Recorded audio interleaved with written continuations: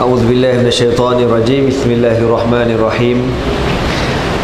السلام عليكم ورحمة الله تعالى وبركاته. الحمد لله رب العالمين، والصلاة والسلام على سيدنا محمد وعلى آله وصحبه أجمعين. اللهم علمنا ما ينفعنا وانفعنا بما علمتنا وزدنا علما وعملا متقبلا وارزقنا رزقا حلالا كثيرا واسعا يا أرحم الراحمين. اللهم إنا قد استودعناك بما علمتناه فارده إلينا عند حاجتنا إليه ولا تنسنا يا رب العالمين. اللهم أخرجنا من ظلمات الجهل وأكرمنا بنور العلم وأحسن أخلاقنا بنور الحلم. وصلى الله على سيدنا محمد وعلى آله وصحبه وبارك وسلم. أما بعد.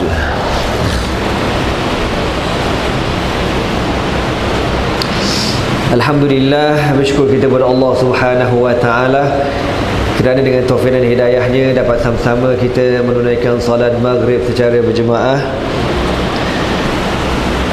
Dan insya-Allah pada malam ni insya-Allah kita akan sama-sama mendengar satu isu yang dah lama tapi dia perangat semula tuan-tuan ya. Khutbah Jumaat baru ni cerita pasal Syiah. Jadi tuan-tuan, kebetulan bulan ni bulan Muharram. Bulan Muharram ni tuan-tuan dia ada kaitan dengan puak-puak Syiah. Jadi insya-Allah malam ni saya akan cerita kepada tuan-tuan sejarah kemunculan Syiah dan kenapa dia berdendam dengan Ahlu Sunnah sehingga hari ini dan sehingga hari kiamat tuan-tuan ya. Muslimin muslimat yang dirahmati Allah sekalian, setelah kewafatan Nabi SAW, para sahabat bermesyuarat di kalangan orang-orang Al-Ansar untuk berbincang siapakah yang layak menggantikan Nabi Muhammad SAW. Orang-orang Al-Ansar maknanya orang-orang Al-Madinatul Munawwarah, mereka bersepakat untuk memilih seorang sahabat, kalau tak salah mana bernama Sayyidina Sa'ad bin Ubadah radhiyallahu ta'ala anhu, untuk menggantikan Nabi SAW. Beliau merupakan ketua kabilah Khazraj. Tengah-tengah para sahabat ni bincang meeting, datang sahabat di kalangan Al-Muhajirun. Muhajirin orang Mekah, Abu Bakar bin Siddiq, Umar bin Khattab, Uthman bin Affan dan lain-lain datang ke tempat mesyuarat itu dan berbincang. Okey, orang-orang Al-Ansar kira-kira kita kata macam dah berpakat untuk diserahkan jawatan khilafah ini kepada orang Al-Ansar, orang Madinah. Kenapa? Bukan dengan sebab diorang nak berebut jawatan, tidak, tetapi kerana Rasulullah SAW pernah sebut dalam hadis, Nabi kata hubbul ansari minal iman, menyayangi orang-orang Al-Ansar ini separuh daripada keimanan. Dan ketika Nabi SAW setelah berlakunya peristiwa Fathu Makkah pada tahun 8 Hijrah, Nabi pernah bersabda, Nabi kata apa? Law salaka an-nasu wadiyan wa salaka al-ansaru wadiyan akhara la salaktu wadiyal ansar. Nabi kata kalau manusia ni ada dua kumpulan, satu kumpulan ikut satu jalan dan orang-orang Al-Ansar ikut jalan yang lain, nescaya aku akan ikut jalan orang-orang Al-Ansar. Ini menunjukkan tuan-tuan betapa istimewanya, mulianya orang-orang Al-Ansar, dan mereka lah orang yang pertama membantu perjuangan Nabi SAW bersiap membuat segala persiapan menyambut hijrah Nabi ke Madinatul Munawwarah. Mereka juga adalah orang yang terlibat dalam peristiwa Al-Bay'atul Aqabah Al-Ulah, perjanjian Aqabah yang pertama yang berlaku lebih kurang pada tahun 12 kenabian Nabi. Dan mereka juga yang terbabit dalam perjanjian Aqabah yang kedua yang berlaku pada tahun 13 kenabian Nabi SAW. Dan mereka berjanji setia sehingga mereka mengatakan, ya Rasulullah, Nabi kata Antara isi kandungan bai'ah, Nabi kata apa? Ala an tamna'uni mimma tamna'una bihi nisa'akum wa amwalakum wa auladakum. Maka para sahabat kata, ya Rasulullah, in nahnu qabilna dhalik fama liqa'u dhalik, faqala al-jannah. Nabi kata kepada orang Al-Ansar, hendaklah kamu mempertahankan aku apabila aku sampai ke Madinah nanti, sebagaimana kamu mempertahankan diri kamu sendiri, anak isteri kamu sendiri, dan harta benda kamu sendiri. Lalu orang-orang Al-Ansar kata, ya Rasulullah, kalau kami sanggup terima segala risiko ini, apa yang kami dapat? Maka Nabi kata, syurga. Maka orang Al-Ansar berbai'ah, berjanji setia dengan Rasulullah sallallahu alaihi wasallam, sehinggalah Nabi wafat pada tahun 11 ataupun penghujung tahun 10 Hijri sallallahu alaihi wasallam. Jadi orang Ansar bincang, kita yang layak gantikan Nabi. Tiba-tiba datang Sayyidina Abu Bakar dan beberapa orang sahabat mengingatkan kepada orang Al-Ansar satu hadis. Nabi pernah bersabda, al-a'immatu min Quraisyin, hendaklah pemimpin itu di kalangan orang Quraisy. Ya. Hadis ini bukan nak cerita Quraisy itu mulia, tidak. Tetapi kalau ikut juga sebelum peranan orang-orang Al-Ansar, orang Madinah, peranan orang Quraisy juga tidak kurang hebat. Maka Allah Ta'ala, orang kata apa, memulakan Islam itu di kalangan masyarakat Quraisy di Makkah. Maka Abu Bakar As-Siddiq di kalangan Quraisy, Uthman bin Affan di kalangan Quraisy, Rasulullah sendiri di kalangan Quraisy. Maka Quraisy itu mulia dengan sebab Islam. Sebagaimana kata Umar Al-Khattab, nahnu qaumun a'azzana Allah bil Islam, famahma bataghayna al-izzata bighairi ma a'azzana Allah bihi azallana Allah. Kita ni satu kaum yang Allah muliakan kita dengan sebab Islam. Kalau kita menolak Islam, kita akan dihinakan oleh Allah Subhanahu wa taala. Ada juga orang Quraisy yang tolak Islam. Abu Jahal Quraisy juga. Tapi bila tolak Islam, tak ada nilai di sisi Allah Subhanahu wa taala. Abu Lahab Quraisy juga. Bahkan pakcik Nabi sallallahu alaihi wasallam, Abu Talib Quraisy juga, pakcik Nabi. Tapi bila tolak Islam, mereka tidak ada apa-apa kemuliaan. Maka Abu Bakar As-Siddiq mengingatkan para sahabat tentang hadis al-a'immatu min Quraisyin, hendaklah pemimpin di kalangan orang Quraisy. Maka sahabat pun terkenang hadis tu, tuan-tuan.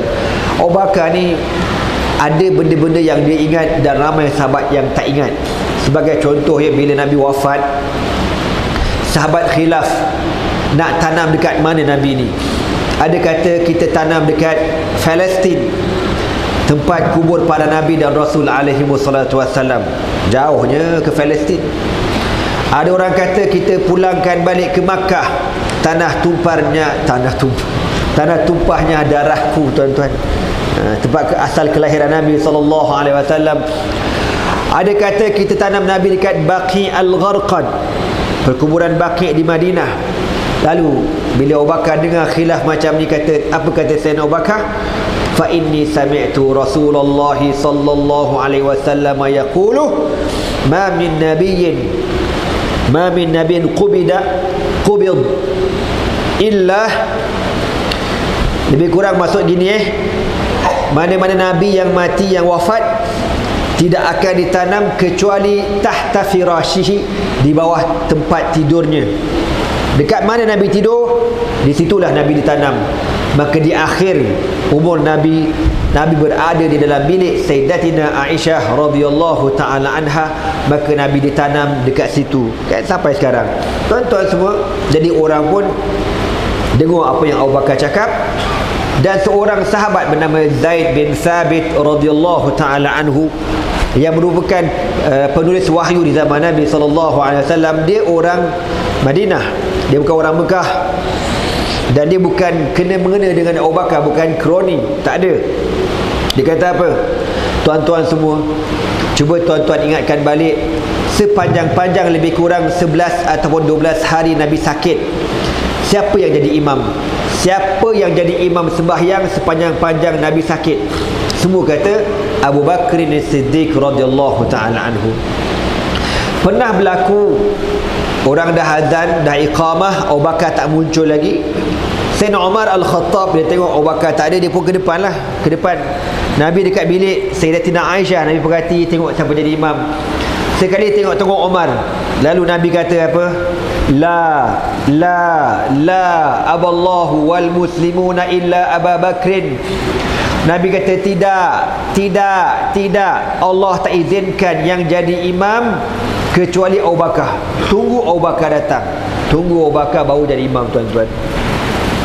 Sayyidatina Hafsah anak Umar Al-Khattab, isteri kepada Nabi SAW. Umar dengan Nabi kira mertua lah, bapa mentua dengan menantu.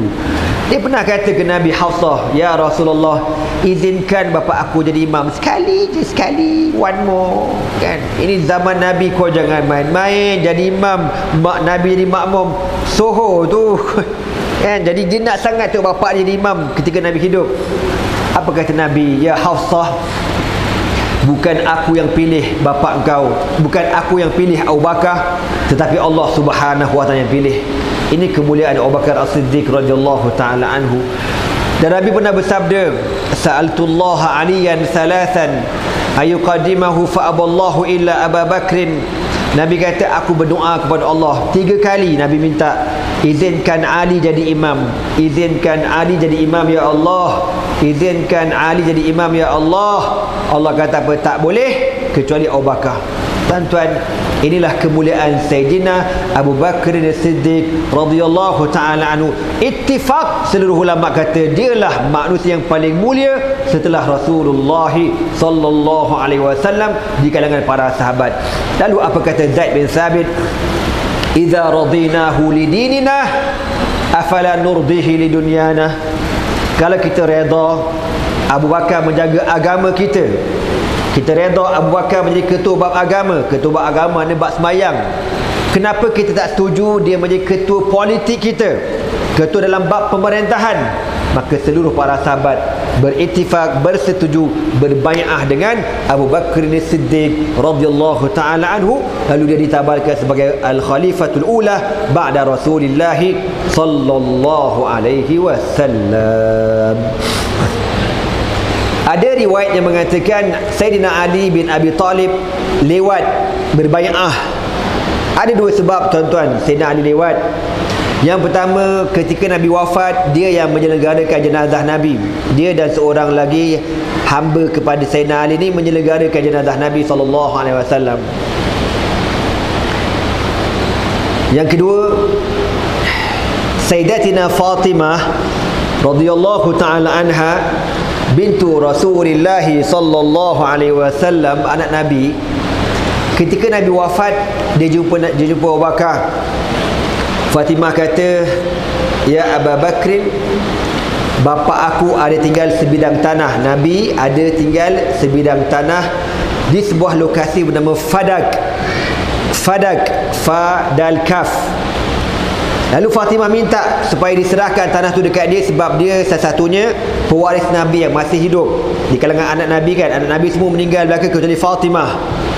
Maka kata Sayyidina Abu Bakar kepada Fatimah, wahai Fatimah, aku mendengar Rasulullah sallallahu alaihi wasallam bersabda, nahnu ma'asyiral anbiya la nuras ma taraknahu sadaqah.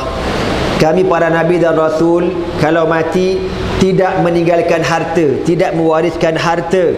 Kalau ada harta, benda itu akan bertukar menjadi sedekah kepada orang ramai. Makna tanah Nabi itu diambil, diserah kepada Baitul Mal dan dibahagi kepada orang ramai. Anak beranak Nabi langsung tak berhak mendapat harta benda. Ini orang panggil apa? Yang Allah Ta'ala takdirkan berlaku kepada para Nabi dan Rasul. Mereka tak mewariskan harta. Maka Fatimah ni berasa hati, kecil hati. Dia pun macam merajuk, lebih kurang macam tu. 6 bulan kemudian beliau meninggal dunia radhiyallahu ta'ala anha. Ya. Okey tuan-tuan, Syiah dia cukup main bab ni, bab tanah Fatimah ni. Oh, dia cukup. Kalau kita tak biasa bab sejarah ni, dia kata kau tahu tak Haji Bakar pula. Kau tahu tak Abu Bakar ni buat apa? Dia rampas tanah Fatimah, kau tahu tak? Sepatutnya Fatimah dapat tanah tu, dia ambil tanah Fatimah. Ini jahat Syiah tuan-tuan. Padahal Abu Bakar tak ambil. Abu Bakar ni hanya menjalankan amanah yang Nabi kata, kami para Nabi dan Rasul tidak mewariskan harta. Kalau ada harta, semua jadi sedekah belaka. Okey tuan-tuan, akhirnya Sayyidatina Fatimah wafat radhiyallahu ta'ala anha. Fatimah ini merupakan di kalangan keluarga Nabi, dialah orang yang pertama wafat setelah kewafatan Nabi SAW.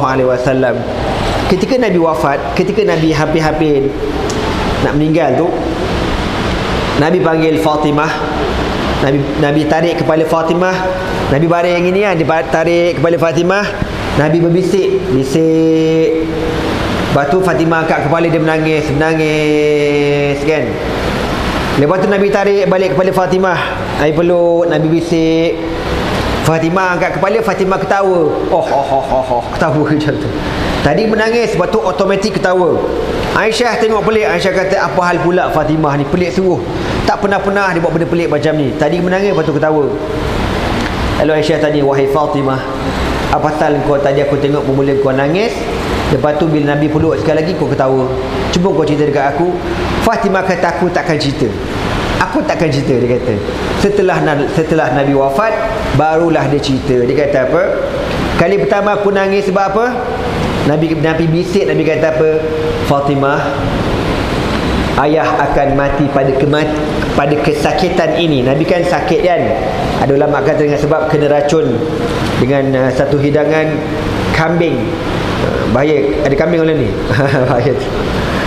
Kambing ini diracun oleh seorang Yahudi yang nak bunuh Nabi SAW.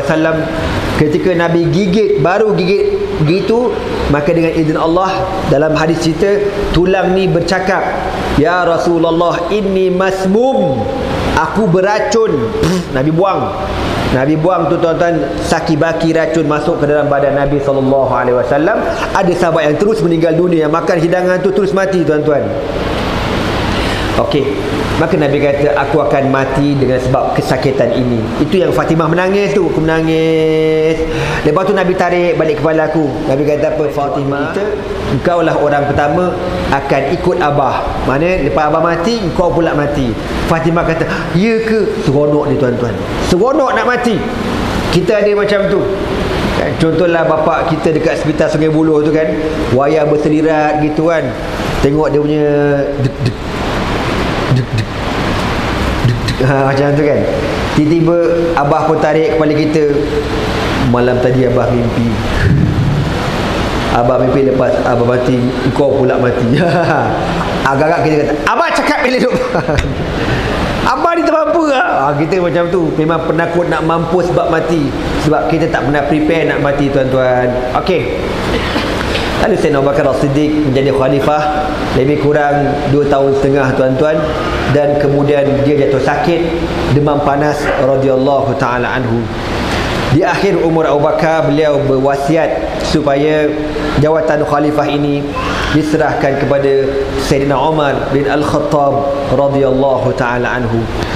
Maka para sahabat berittifaq, bersetuju sebulat suara melantik Umar Al-Khattab sebagai khalifah. Tuan-tuan, Syiah mendakwa khalifah yang pertama ialah Ali, sepatutnya Ali. Okey tuan-tuan, kalau betul Ali yang sepatutnya jadi khalifah, mustahil ketika pelantikan Abu Bakar tidak ada seorang sahabat pun yang bantah. Saya bantah, sepatutnya Ali jadi khalifah, bukan kau Abu Bakar. Tak ada pun. Dan sepatutnya Ali sendiri boleh bantah, aku sepatutnya jadi khalifah, sebab Nabi kata aku akan gantikan Nabi lepas pada kewafatan Nabi. Ini dakwaan Syiah tuan-tuan. Tak ada pun. Ali okey je, dia bai'ah dengan Abu Bakar. Lepas tu bila Abu Bakar meninggal, ganti Umar, seluruh sahabat pilih Umar, setuju dengan Umar. Tak ada pun bangkang, tak kata korang ni tak kerti-kerti bahasa ke? Ali kau tu tak? Tak ada pun gitu. Ali pun tak kata, oi, tak ada tuan-tuan. Tak ada. Semua setuju dengan Umar Al-Khattab radhiyallahu ta'ala anhu. Umar memerintah lebih kurang 10 tahun dengan penuh keadilan. Dan di zaman Sayyidina Umar, Allah mengizinkan dua kerajaan besar, Rom dan Parsi, jatuh di zaman pemerintahan Umar Al-Khattab radhiyallahu taala anhu, yang dua-dua peristiwa Rom dan Parsi ini Nabi disaksikan ketika Nabi hidup di dalam peperangan Khandaq. Ketika Nabi sedang menggali Khandaq dengan para sahabat, kan tiba-tiba ada batu besar bapak, tuan-tuan. Sahabat tak boleh pecahkan. Nabi pun turun, Nabi hentak bismillahi Allahu Akbar. Nabi hentak, terpancar cahaya. Nabi kata Allahu Akbar, u'titu mafatihah Faris. Allahu Akbar, aku diberikan kunci kerajaan Parsi. Nabi ketuk kali kedua, terpancar cahaya. Nabi kata Allahu Akbar, u'titu mafatihah Syam. Aku diberikan kunci kerajaan Syam, iaitulah kerajaan Rom. Allahu Akbar. Dan kali ketiga Nabi kata apa? U'titu mafatihal Yaman, aku diberikan kunci kerajaan Yaman. Tuan-tuan, dalam tiga kunci ini Nabi SAW hanya sempat melihat satu kunci sahaja, kunci kerajaan Yaman. Lagi dua, Rom dan Parsi, Nabi tak sempat tengok. Bila berlaku tu? Di zaman Umar Al-Khattab radhiyallahu ta'ala anhu. Dan Nabi yakin dengan janji Allah Subhanahu wa ta'ala, walaupun kemenangan itu tak sempat Nabi lihat, tapi dilihat di zaman Umar Al-Khattab. Sebab tu kita pentingnya apa, tuan-tuan? Istiqamah sehingga diberikan kemenangan. Takbir. Lain macam ni, tuan-tuan. Tuan-tuan semua, di hujung pemerintahan Umar Al-Khattab, bila Parsi ni kalah, tamadun dia jatuh, naik tamadun Arab, menyebabkan orang Parsi benci sangat dengan Umar Al-Khattab sampai sekarang. Lalu mereka ni menghantar pekerja-pekerja asing begitu ramai masuk ke Madinah bekerja sebagai hamba. Ditadikan Allah, dalam ramai-ramai pekerja asing ni ada seorang bernama Abu Lu'lu'ah. Nama sebenarnya Fairuz. Lu'lu'ah nama anak perempuan dia. Jadi orang Iran, tuan-tuan. Dia datang ke Madinah bekerja sebagai hamba, dan dia menaruh dendam kepada Umar Al-Khattab radhiyallahu ta'ala anhu. Satu pagi, tuan-tuan, ketika Umar sedang menjadi imam sembahyang subuh, ketika Umar bertakbir Allahu Akbar, kan elok je takbir, masuk Abu Lu'lu'ah Al-Majusi ini penyembah api, tuan-tuan, dia kafir. Dia masuk dalam masjid, dia bawa kerambit, dia tikam Umar sebanyak 6 tikaman, tuan-tuan. Terburai perut Umar. Saf hadapan ni ramai kena tikam, lebih kurang 13 orang, 6 orang mati. Tapi saya nak cerita bagaimana khusyuknya para sahabat ni sembahyang. Sahabat di belakang kan, saf banyak sampai ke belakang ni, diorang ni bila dengar Umar takbir Allahu Akbar, tapi tak dengar Umar baca Fatihah, bunyi macam kelang kabut macam tu. Orang belakang tak tahu. Orang belakang kata subhanallah, subhanallah, padahal Umar dah kena tikam. Kalau kita baca sejarah, wallahu alam, sahabat ni teruskan sembahyang, tuan-tuan. Umar ni paling dalam keadaan cedera parah ni, dia tarik Abdul Rahman bin Auf. Abdul Rahman dekat belakang dia, tarik Abdul Rahman jadi imam. Umar mungkin dia terbaring dan sebagainya, wallahu alam, diteruskan sembahyang. Itu nak khabar khusyuknya para sahabat. Kita baru Tok Imam kena penampar, habis batal satu masjid, tuan-tuan. Tak kata macam mana ya. Kita pun takut juga kan. Kalau penampar je tak apa, takut dia buat benda lain ke Tok Imam tu kan. Panik lagi. Kalau aku pun aku panik kan. Tapi nak khabarnya, level para sahabat ni dia teruskan sembahyang. Ya, bila habis sembahyang, dipapah Umar Al-Khattab dekat rumahnya, diberi minum, keluar air dekat usus perut dia, keluar macam tu. Lalu Umar tanya, "Man alladhi qatalani?" Siapa yang tikam aku? Lalu sahabat kata, "Abu Lu'lu'ah Al-Majusi." Lalu apa kata Umar? "Alhamdulillahillazi ja'ala maniyati fi yadi ghairil muslimin." Segala puji bagi Allah yang menjadikan kematianku di tangan orang bukan Islam. Mana orang Islam semua okey, setuju dengan Umar. Yang tak puas hati dengan Umar ialah orang kafir. Apa cerita Abu Lu'lu'ah, tuan-tuan? Abu Lu'lu'ah ni, masa dia menggila tikam sahabat dalam masjid, lalu sahabat ni baling jaring, dia terperangkap dalam jaring tu, tengah-tengah menggelepok, dia ambil pisau tu, dia kelar leher dia, mati. Ditanam di Madinah. Tapi kalau tuan-tuan nak tengok kubur dia, tuan-tuan balik rumah nanti search dekat Google, type perkataan Abu Lu'lu'ah, L-U sengkang Lu'lu'ah, Type dekat Google, tengok gambar keluar kat mana? Keluar dekat Iran, tuan-tuan. Dekat Iran kubur dia.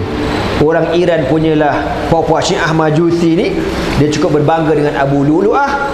Dia buat kubur besar, dia buat kubah besar, dia tulis maqam Abu Syuja'. Dia tak kata Abu Lu'lu'ah, dia kata Baba Syuja', bapa yang berani.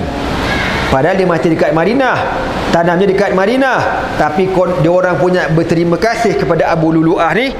Dia buat dia punya, bahasa kita, kuil dia dekat Iran, tuan-tuan. Sehingga sekarang diziarahi tempat tu, dan dia orang tampal doa dekat dinding. Dia kata apa? Ya Allah, himpunkan aku di padang mahsyar bersama Abu Lu'lu'ah. Dia bengong tak bengong puak-puak Syiah ni, tuan-tuan, ya. Okey, tuan-tuan semua, bila Sayyidina Umar Al-Khattab radhiyallahu ta'ala anhu meninggal dunia, diserahkan jawatan khilafah kepada 6 orang sahabat. 6 orang sahabat ni, tuan-tuan, merupakan sahabat yang dijamin masuk syurga, yang memang confirm masuk syurga, yang dah ada nama, tuan-tuan. Dia bukan, memang dah book dah, nama tu ada, bukan waiting list. Kita kalau ada waiting list, Allah kata contohlah, engkau boleh masuk syurga, cuma ada waiting list sikit lah, lewat. Allah syukurlah banyak-banyak pada Allah, terima kasihlah banyak, kan. Tapi kita tak tahu kita ni waiting list ke, takut-takut tak ada dalam list. Na'udzubillah min zalik, na'udzubillah min zalik. Allahumma ajirna minan nar, Allahumma ajirna minan nar, Allahumma ajirna minan nar. 6 orang sahabat: Abdurrahman bin Auf, Sa'ad bin Abi Waqqas, Zubair bin Awam, Uthman bin Affan, Ali bin Abi Talib, dan juga kalau tak silap ana, Sa'id bin Zaid bin Amr bin Nufail radhiyallahu ta'ala anhum ajma'in. 6 orang sahabat ni bermesyuarat siapa yang layak menjadi khalifah. Yang nak jadi bukan calang-calang, yang calon ni ahli syurga, tuan-tuan. Kita baru ahli pas, tuan-tuan. Hehehe, lain macam. Tuan-tuan semua, 6 orang dibincang siapa yang layak jadi khalifah. Abdurrahman tarik diri, tak nak. Sa'ad bin Abi Waqqas tarik diri, tak nak. Zubair bin Awam tarik diri, tak nak. Sa'id bin Zaid tarik diri, tak nak. Tinggal 2 orang, Uthman bin Affan dan Ali bin Abi Talib radhiyallahu ta'ala anhumah. Bila dua-dua ni tinggal, Abdurrahman kata, cukup, korang berdua jangan tarik diri, aku akan settlekan masalah korang berdua. Abdurrahman panggil Uthman bin Affan masuk bilik tu imam, sorang-sorang masuk. Dia kata apa? Wahai Uthman, boleh dipanggil Sayyidina Ali dulu. Wahai Ali, aku kenal engkau ialah sahabat Nabi yang mulia, dan kau merupakan di kalangan kanak-kanak dia yang boleh masuk Islam. Di kalangan perempuan, Khadijah. Di kalangan kanak-kanak, Ali bin Abi Talib. Di kalangan hamba, Zaid bin Harithah, anak angkat Nabi. Di kalangan para sahabat, Abu Bakar As-Siddiq, kan. Di kalangan hamba luar, Bilal bin Rabah atau Ammar bin Yasir radhiyallahu ta'ala anhu ajma'in. Laka qidamun fil Islam, engkau orang terawal masuk Islam. Walaka qarabatun bi Rasulillah sallallahu alaihi wasallam, dan kau merupakan kaum kerabat Nabi, kau sepupu Nabi sallallahu alaihi wasallam, dan kau juga menantu Nabi berkahwin dengan Fatimah Az-Zahra radhiyallahu taala anha. Berbagai-bagai kelebihan kau, wahai Ali. Ali, kalau aku lantik kau jadi khalifah, kau setuju ke tidak? Ali diam, senyap, tak jawab sepatah. Kalau aku lantik orang lain jadi khalifah, kau setuju ke tidak? Ali kata, ya, aku setuju. Okey, panggil pula Osman masuk. Ali keluar. Abdurrahman interview. Abdurrahman kata, ya Osman, kami kenal engkau sahabat Nabi yang terawal masuk Islam setelah Abu Bakar As-Siddiq, dan kau merupakan menantu Nabi. Dia jadi menantu Nabi 2 kali, tuan-tuan. Pertama kahwin dengan Ruqayyah. Bila Ruqayyah meninggal, Nabi kahwinkan pula dengan Ummu Kulthum radhiyallahu ta'ala anhum ajma'in. Sehingga Nabi kata apa? Kalaulah Allah kurniakan kepada aku 40 orang anak dara, semua anak dara aku ni aku kahwinkan dengan Uthman bin Affan. Itu nak hebatnya Uthman ni, tuan-tuan. Dan dia ni orang yang paling banyak menyumbang di dalam perjuangan Nabi SAW, di dalam peperangan Tabuk. Nabi kata, man anfaqa amwalahu fi sabilillahi falahul jannah Barang siapa infakkan hartanya ke jalan Allah pada perang Tabuk tahun 9 Hijri ini, siapa infakkan hartanya, dia akan masuk syurga. Datang Osman bin Affan bawa alfu ba'irin, 1000 ekor unta, tuan-tuan. 1000 ekor unta, bukan ekor unta. Kita ekor pun tak ada. Bawa 1000 ekor unta. Ya Rasulullah, ini 1000 ekor unta, aku berikan untuk perjuangan kau ya Rasulullah, perjuangan Islam. Nabi kata Masya Allah, Masya Allah. Nabi doa lagi, siapa yang berikan infak, Allah akan beri syurga kepada dia. Osman berasa tak puas hati. Dia balik ke rumah, bawa pula berapa? 700 farisin kalau tak salah saya, ataupun 70 farisan, 70 ekor kuda perang untuk peperangan Tabuk. Bagi lagi. Nabi kata Masya Allah. Memang kaya Osman ni, tuan-tuan. Nabi doakan lagi. Osman berasa tak puas hati. Dia datang buat apa, tuan-tuan? Dia bawa 10,000 dinar, 10,000 dinar emas. 1 dinar berapa, tuan-tuan? 1 dinar dekat-dekat 800 ringgit, kau tahu tak? Ini pula duit ringgit kita jatuh, aku tak tahu dah berapa sekarang ni, kan? Tanta 1 dinar 1,000 ringgit. Wallahu alam, wallahu alam. Sebab tu hari ni kalau orang buat hantaran kahwin, kan, berapa awak punya duit hantaran apa mas kahwin berapa? 2 dinar je. 2 dinar itu 2,000, kau tahu tak? Bunyi je 2 dinar. Duit emas, kau jangan main-main. Itu nak kabarnya Osman bin Affan. Baik, loaded, pemurah, subhanallah. Lalu apa kata Abdul Rahman? Ya Osman, kalau kami lantik kau jadi khalifah, kau setuju ke tidak? Osman diam, tak jawab. Kalau aku lantik orang lain jadi khalifah, kau setuju ke tidak? Osman kata na'am, ya aku setuju. Lalu Osman, Abdul Rahman pun keluar dan dia membuat pengisytiharan. Dia kata, dengan ini aku mengisytiharkan Osman bin Affan menggantikan Umar bin Khattab radhiyallahu ta'ala, dengan sebab kedudukan hierarki tu, segi veteran kan, Abu Bakar, Umar, Osman, Ali radhiyallahu ta'ala anhum ajma'in.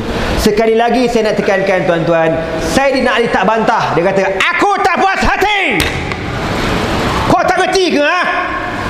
Dah berjanggut aku tunggu jawatan khalifah, kau tak kerti-kerti lagi? Tak ada, tuan-tuan, bacalah sejarah. Tuan-tuan takkan jumpa Ali lawan. Ali kata aku pun setuju berbai'ah. Ini juga nak menolak dakwaan pembohong Syiah, tuan-tuan, yang mengatakan sepatut Ali yang jadi khalifah radhiyallahu ta'ala anhum ajma'in. Sayyidina Osman pun memerintah lebih kurang 12 tahun, tuan-tuan. Ditarikan Allah. Di penghujung pemerintahan Sayyidina Osman timbul fitnah. Macam-macam fitnah timbul. Orang tuduh Osman macam-macam. Tapi saya nak cerita malam ni, tuan-tuan, antara yang kepala fitnah besar ialah seorang yang bernama Abdullah bin Sabah. Muncul seorang lelaki bernama Abdullah bin Sabah, seorang Yahudi yang masuk Islam, yang menyamar konon-konon orang Islam, tapi tujuan nak merosakkan Islam daripada dalam, tuan-tuan. Musuh dalam selimut, gunting dalam lipatan, duri dalam daging, lagi apa? Tulang dalam tekak. Macam itulah, tuan-tuan, lebih kurang. Api dalam sekam, jerebu dalam hutan. Macam tu. Dia ni, tuan-tuan, Abdullah bin Sabah ini daripada mana? Daripada Sana'a. Dia bukan orang Sabah bernam, tuan-tuan. Ya, dia daripada Sana'a, Yaman. Jadi asalnya Yahudi. Asalnya Yahudi. Dia masuk Islam, dia bawa sekali ajaran Yahudi itu sekali, dan dia ajar kepada orang ramai. Dia kata apa? Ajibtu liman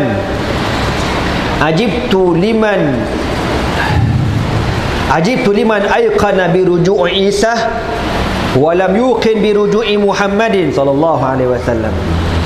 Dia kumpul pengikut dia. Dia kata apa? Aku pelik, kenapa orang-orang beriman ni percaya bahawasanya satu hari nanti Isa akan muncul. Tuan-tuan semua tahu kan, Nabi Isa di akhir zaman akan muncul, kan? Quran kata apa? Wa ma qataluhu wa ma salabuhu walakin syubbiha lahum. Nabi Isa tidak dibunuh, Nabi Isa tidak disalib, bahkan Nabi Isa alaihi salatu wassalam, dia kata Kenapa korang percaya Nabi Isa kembali semula, tetapi korang tak percaya bahawa satu hari nanti Muhammad pun akan kembali semula? Orang pun pelik. Tak tahulah pula Nabi Muhammad hidup semula. Lalu orang pun tanya, untuk apa Muhammad hidup semula? Apa kata Abdullah bin Sabah? Untuk Muhammad menyerahkan wasiatnya kepada pemegang wasiat yang sebenar. Orang kata, apa benda pula wasiat? Siapa pula pemegang wasiat? Maka dia kata wasiatnya ialah jawatan khalifah, dan pemegang wasiat yang sebenar ialah Ali bin Abi Talib radhiyallahu ta'ala. Itulah bermulanya fitnah Syiah yang diasaskan oleh Abdullah bin Sabah, seorang Yahudi daripada Sana'a, Yaman, tuan-tuan. Kenapa dia kata macam tu? Dalam fahaman Yahudi, mana-mana Nabi yang mati, dia ada pengganti dia. Contoh Nabi Musa, tahu? Nabi Musa bila dia mati, siapa ganti Nabi Musa, tuan-tuan? Nabi Yusha bin Nun alaihi salatu wassalam. Maka si mangkuk Abdullah bin Salam ni dia kata, kalau Nabi Muhammad wafat, sudah tentu ada penggantinya. Penggantinya mesti Ali, dan dia ni memang pentaksub Sayyidina Ali. Maka dia pun jaja kulu kilir, dia kata apa? Yang sepatut jadi khalifah ialah Ali, Ali, Ali, Ali, Ali, Ali, Ali, Ali, Ali. Lalu orang persoalkan, habis tu Abu Bakar apa cerita? Umar apa cerita? Osman yang sekarang jadi khalifah apa cerita? Dia kata tiga-tiga orang ni, Abu Bakar, Umar dan Osman, merupakan perampas jawatan khalifah. Itulah asal usul Syiah. Bermula fitnah, fitnah demi fitnah demi fitnah, tuan-tuan, sehingga akhirnya Sayyidina Uthman bin Affan radhiyallahu ta'ala mati, dibunuh setelah 12 tahun menjadi khalifah. Tuan-tuan, sebelum Sayyidina Uthman dibunuh, malam tu, besok dia kena bunuh pagi. Malam tu dia tidur, dia bermimpi. Dia bertemu Rasulullah sallallahu alaihi wasallam, Abu Bakar dan Umar, tiga-tiga ni dalam mimpi. Lalu tiga orang ni kata apa? Nabi kata apa? Ya Uthman, jahiz nafsak. Wahai Uthman, siap sedia, besok puasa dan kami jemput berbuka puasa dengan kami. Nabi kata macam tu, besok engkau akan buka puasa dengan kami. Uthman bangkit pada tidur, tuan-tuan, dia faham maksud mimpi itu. Maksud besok ialah hari pengakhir dia. Dan betul, ya, ketika dia sedang membaca Al-Quran, masuk tiga orang merempuh rumah dia. Dua orang ni, tuan-tuan, pakai ninja. Orang tak tahu main pada mana, masuk dalam, bunuh Sayyidina Uthman bin Affan radhiyallahu ta'ala anhu. Bila Sayyidina Uthman meninggal, syahid, dibunuh, keadaan makin teruk. Orang tidak ada pemimpin, kelang kabut. Maka orang ramai mencari Sayyidina Ali bin Abi Talib radhiyallahu ta'ala anhu. Pergi ke rumah Sayyidina Ali. Mereka kata, wahai Ali, berikan tangan kau kepada kami untuk kami bai'ah kau sebagai khalifah. Wahai Ali, engkau lah khalifah. Tuan-tuan tahu apa jawapan Sayyidina Ali? Sayyidina Ali kata apa? Iltamisu ghairi. Perkataan iltamisu ghairi ni ada di dalam kitab Nahjul Balaghah, kitab rujukan utama Syiah, tuan-tuan. Maknanya dia apa? Kau pergi cari orang lain, aku tak nak jawatan khalifah. Ali pun tolak jawatan khalifah. Kok ada orang kata, tak, Ali merajuk ke ustaz, lama sangat sabar. Zaman Sayyidina Bakar tak dapat, zaman Umar tak dapat, zaman Uthman, sekarang pun nak bagi. Tahu tak apa? Tanya dah, kita merajuk dah ni. Kau ingat Ali tu sotong macam kau apa? Kau ingat Ali tu pondan apa? Sayyidina Ali karamallahu wajah al-mulaqab bi Sayfillahi. Antara gelaran Sayyidina Ali pun Saifullah, daripada Khalid bin Al-Walid radhiyallahu ta'ala anhum ajma'in.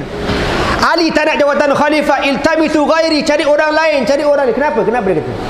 Sebab jawatan khalifah ni, tuan-tuan, bukan jawatan boleh main-main. Jawatan yang berat, yang Allah akan soal kita. Kullukum ra'in wa kullukum mas'ulun an ra'iyatihi. Setiap kamu adalah pemimpin, dan setiap pemimpin akan disoal oleh Allah tentang orang yang dipimpin. Ma min ra'in yastar'illahu bihi ra'iyatahu wa huwa ghashan illa harramallahu alaihi al-jannah. Mana-mana pemimpin yang Allah berikan amanah kepada dia, tiba-tiba dia bohong rakyat dia, dia tipu rakyat dia, apa dia dapat besok? Illa harramallahu alaihi al-jannah. Allah haramkan dia masuk syurga, tuan-tuan. Haram masuk syurga. Bukan boleh main-main apa. Dulu cakap Bila kita menang nanti, kita akan turunkan harga tol cara berangsur. Dulu kalau kita top up Smart Tag datang apa kad tu RM50 kau tu tahan lama juga. Sekarang habis dah. Aku rasa baru lagi kau top up. Mangkuk betul. Kau tengoklah ni. Ni janji dicapati, kau tahu tak? Cakap kita akan turunkan harga tol, haram tak turunkan tuan-tuan. Pembohong dulu kini selamanya, forever and ever, and Batman forever. Setuju ke tak setuju? Diorang je setuju, yang lain semua tak setuju. Geram betul lah. La haula wala. Dia minta bertahun apa benda yang diturunkan harga. Yelek. Tol naik, kita kena GST, ringgit kita jatuh. Apa lagi tuan-tuan? Petrol pun mahal. La haula wala quwwata illa billah. Tapi muka selamba, nak kata macam mana? Muka selamba, Syekh, muka welfare orang kata. La haula wala quwwata illa billah. Bukan senang jadi khalifah, bukan senang. Sayyidina Umar Al-Khattab radhiyallahu taala anhu pernah berlaku kemarau panjang di Madinah, tuan-tuan. Bunyi perut Umar kruk lapar, bunyi perut dia lapar. Apa kata Umar? Uskut, diam. Falaysa laka illa zait. Engkau tak ada makanan kecuali minyak zaitun. Umar ambil minyak zaitun, minum. Senyap perut dia. Faham arahan. Kalau perut kita boleh macam tu, kruk kata diam. Lagi kuat, kruk. Diam. Kruk. Okey, faham. Kedai mamak kejap lagi. Kita punya perut mentaka darah tak berhenti, kau tahu tak? Umar lah. Dia minum minyak zaitun, diam perut dia. Satu hari Umar balik, tengok anak dia makan daging. Umar tanya, min aina laka hadha? Kau dapat mana daging ni? Kau dapat mana daging ni? Anak dia kata, ya walidi ya abi, qad qarimna ilaihi. Kita orang dah lama sangat tak makan daging. Saya kumpul duit sikit-sikit boleh beli daging. Maknanya dia beli daging dengan duit dia. Dan dia nak makan sebab dah lama sangat tak makan daging. Apa kata Umar? Awakullama qaramta ila syai'in akaltahu kafa bil mar'i sarafan ayakula kulla mashtahihi. Umar kata, macam tu mengidam dia dapat, mengidam ke dapat. Boros. Dia kata macam tu ke anak dia. Boros, dia kata ke anak dia. Itu bukan tiap-tiap minggu makan. Aku tak tahu berapa bulan pun makan daging. Ini nak khabar khalifah dulu, tuan-tuan. Khalifah zaman sekarang ada dia kata macam tu. Malam sikit. Kena ke muka kita, rakyat bila keadaan negara macam ni tak stabil, ringgit tak stabil, kita punya harga barang mahal, rakyat perlu mengamalkan cara hidup cermat, jimat cermat, berbelanja mengikut kemampuan masing-masing. Aku rasa ada makan smackdown kejap lagi ni sekarang. Kena kat kita suruh jimat cermat yang kau tu. Geram lah aku ni. Waktu aku malas kuliah ni, betul tak? Aku kalau kuliah, tuan-tuan boleh demam balik rumah tu tak? La haula wala quwwata illa billah. Balik cerita Ali tadi. Ali tak nak pegang jawatan khalifah sebab apa? Sebab jawatan khalifah berat, takut. Akhir orang ramai asak kata, Ali dah tak ada orang dah. Engkaulah orang yang sepatut jadi khalifah. Akhirnya Sayyidina Ali bin Abi Thalib bertawakal kepada Allah dan menerima jawatan khalifah. Puak-puak Syiah seronok sebab mereka berjaya buat konspirasi bunuh Sayyidina Osman dan naik Sayyidina Ali. Ketika Sayyidina Ali satu hari berkhutbah, Abdullah bin Sabah ni masuk dalam masjid. Dia kata, ya Ali, anta. Dia kata macam tu. Ali tengah khutbah ni, dia kata gitu. Wahai Ali, engkaulah. Ali kata, amna. Dia kata, anta ilahuna, engkaulah Tuhan kami. La haula wala quwwata illa billah. Dia kata Sayyidina Ali Tuhan dia, tuan-tuan. Dan dia kata apa? Anta allazi khalaqas samawati wal ard. Dan kaulah pencipta langit dan bumi. La haula wala quwwata illa billah. Ada ulama mengatakan Sayyidina Ali menjatuhkan hukuman bakar kepada Abdullah bin Sabah ni, tuan-tuan. Tuan-tuan, takdir Allah Subhanahu wa taala, bila Sayyidina Ali jadi khalifah, pembunuh Sayyidina Osman tak tahu mana, siapa tak tahu.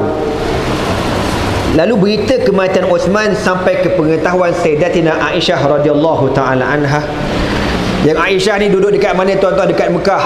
Masa tu Aisyah ada dekat Mekah buat ibadat umrah ataupun haji.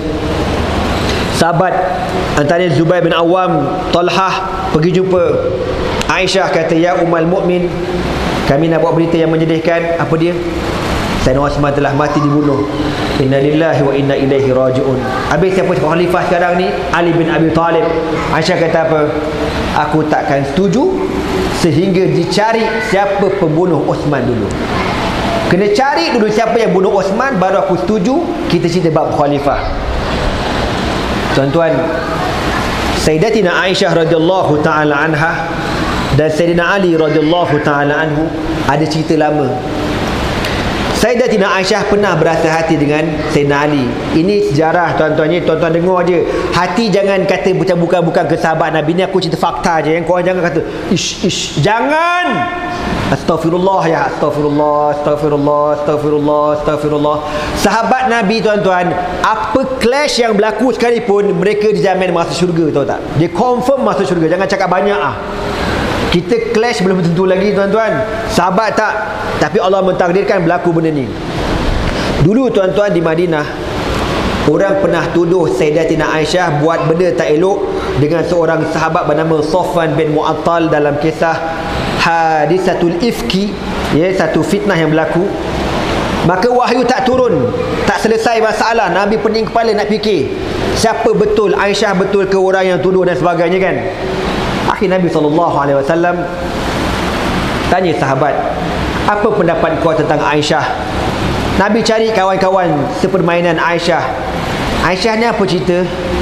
Kawan kata, ya Rasulullah, Aisyah ni budak. Dia ni ambil tepung, dia uli-uli tepung.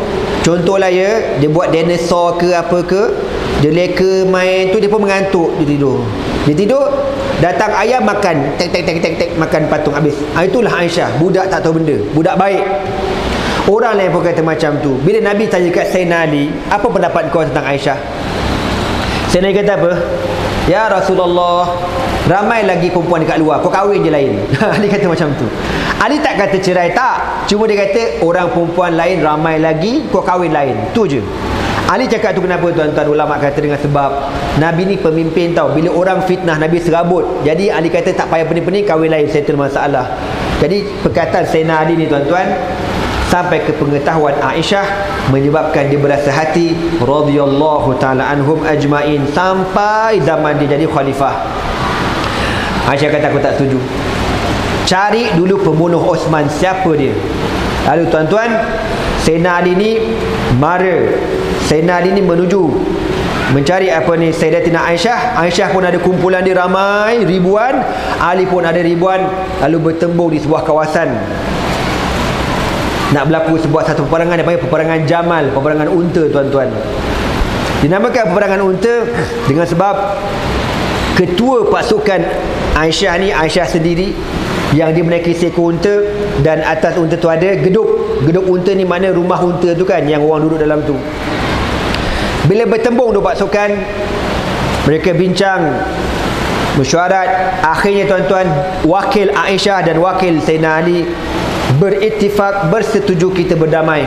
Kita jangan berperang, kita elakkan fitnah, kita akan cari siapa pembunuh Uthman bin Affan. Tapi subhanallah, dalam dua-dua pasukan ni tuan-tuan, rupa-rupanya ada pengikut Abdullah bin Sabah, orang munafik yang duduk dalam jamaah. Dia duduk dalam pasukan Sayyidina Ali, dia duduk dalam pasukan Sayyidatina Aisyah. Dia dapat maklumat dua pasukan ini dah bersetuju untuk berdamai, tak nak berperang. Lalu dia kata apa? Kalau betul lah benda tu berlaku, kita akan mampu, kita habis kita ni. Lambat laun dia akan cari kita. Habis nak macam mana? Sebelum esok, sebelum subuh, kita kucak-kacikan dua-dua pasukan ini. Jadi kau duduk dalam pasukan Ali, kau buat kerja. Aku dalam pasukan Aisyah, aku buat kerja. Kita bakar, kita bagi semangat supaya berperang. Lalu berlakulah apa yang berlaku tuan-tuan. Ialah orang isu tengah panas kan, isu tengah panas, kita pula tengah bengang ni. Contoh kan, lepas tu pula ada orang cocok, kau boleh percaya ke diorang? Entahlah, kuasa rasa siap kan. Kalau isu tu dah lama, sebab tu dia ambil tindakan terus. Kalau dia orang buat tindakan tu sebulan kemudian, mungkin tak berlaku fitnah tuan-tuan. Tapi dia orang lagakan hari tu juga, pagi tu juga. Dua-dua pasukan tengah panas ni, kau tahu, berperang tak pasal. Ribuan yang mati. Sayyidina Ali menangis tengok benda ni. Allahumma inni abra'u mimma fa'ala haula. Ya Allah, aku berlepas tangan dengan apa yang mereka lakukan. Memang fitnah besar, tuan-tuan. Sehingga gedung unta yang Aisyah duduk tu, Aisyah duduk dalam tu kan, puak-puak munafik ni nak sangat bunuh Aisyah. Dia panah tuan-tuan. Dalam sirah kata, kalau ditengok gedung unta tu daripada jauh macam landak. Maknanya banyak sangat panah yang melekat dekat gedung unta tu. Akhir Sayyidina Ali suruh sahabat selamatkan Sayyidatina Aisyah sampai ke tempat selamat. Diturunkan gedung unta tu, dan Sayyidina Ali jumpa Aisyah. Sayyidina Ali kata apa? Assalamu alayki ya ummal mu'min Aisyah. Aisyah kata wa alaikassalam ghafarallahu laka. Dia kata semoga Allah mengampunkan kau wahai Ali. Dan Ali kata walaki aidan, dan kau juga. Habis cerita tu, tak ada benda. Ali pun arahkan sahabat supaya pulangkan Aisyah ke Madinah dengan selamat, sehinggalah Sayyidatina Aisyah radhiyallahu taala anha meninggal dunia di Madinah. Lupa nak cerita tuan-tuan, Sayyidatina Aisyah ditanam dekat perkuburan Baqi. Dia dekat dalam bilik Aisyah tu ada 3 liang lahat tau. Satu untuk Nabi, satu untuk Sayyidina Abu Bakar, satu untuk Aisyah. Masa Omar wafat, Omar meninggal, Omar minta izin. Sebelum Omar menghembuskan nafas, minta izin. Dia kata, cakap dekat Aisyah, aku nak ditanam bersama dengan 2 orang teman rapat aku ni. Maka Aisyah pun izinkan Sayyidina Omar ditanam bersama dengan 2 orang sahabatnya, Nabi dan juga Abu Bakar. Ulama ada kata ada lagi 1 liang lahat yang kosong dekat situ, tuan-tuan. Untuk siapa?